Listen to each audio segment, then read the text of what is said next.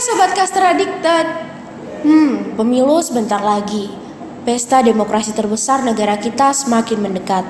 Namun agaknya menjelang pemilu, ada-ada saja isu-isu hangat yang diperbincangkan oleh masyarakat.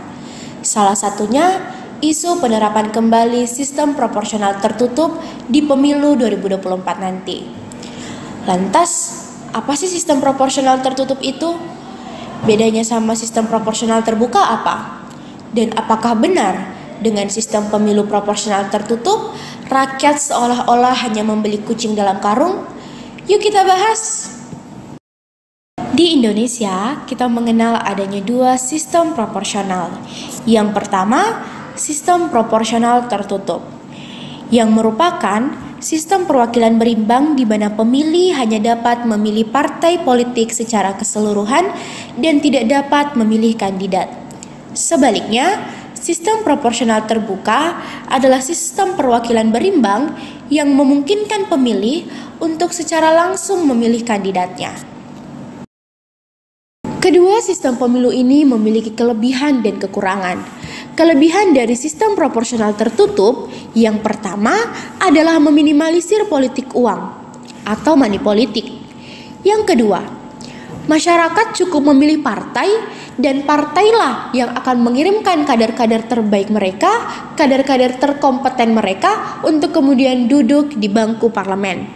Yang ketiga, memudahkan negara secara teknik pelaksanaan pemilu, mulai dari jam kerja dari penyelenggara dapat berkurang sehingga pelaksanaan pemilu berkesesuaian dengan HAM.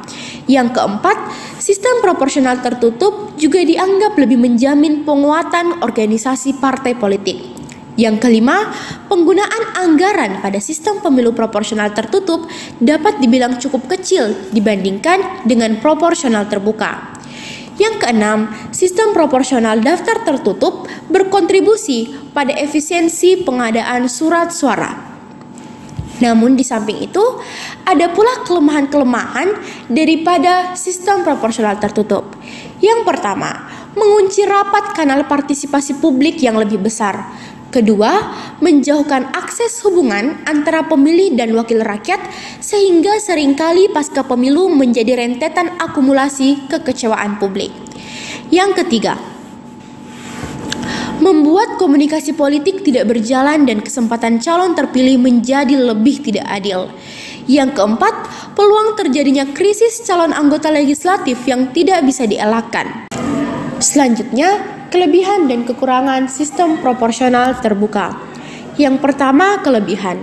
Sistem ini membuat masyarakat dapat melihat serta menyeleksi secara langsung caleg-caleg yang akan didukungnya untuk duduk di parlemen.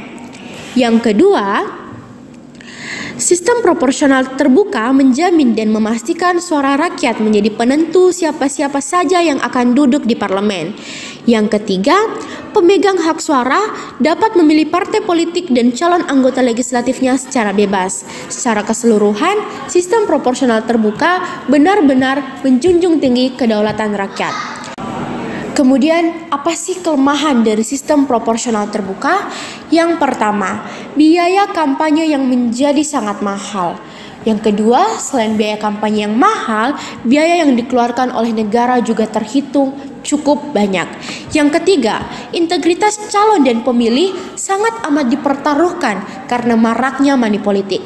Yang ketiga, terjadinya politik identitas. Yang keempat, kelemahan lain dalam sistem ini adalah persaingan kandidat antar partai atau kandidat yang ada di satu daerah itu memicu terjadinya persaingan tidak sehat antar kandidat.